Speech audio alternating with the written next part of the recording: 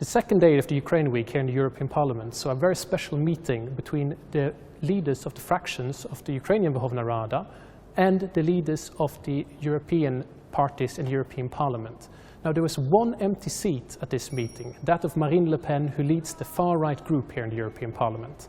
Marine Le Pen is an outspoken critic of the current Ukrainian government, and it's also alleged that her party, Front National, receives Russian funding.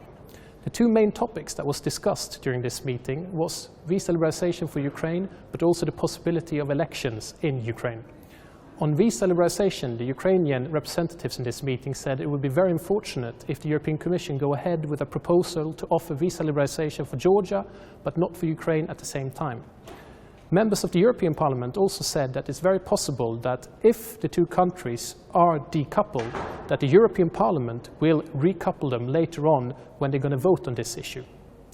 The second issue was discussed was that of the possible Ukrainian election. Now, most parties that were involved here, including most of the members of the European Parliament, said that it's not good to hold new elections. But on the other hand, there was no pressure on Yulia Tymoshenko, who was here and represented her Batkivshina party, and who has indicated that she would, in fact, favor new elections. Yulia Tymoshenko herself was also later participating in a meeting with the European Parliament President Schulz.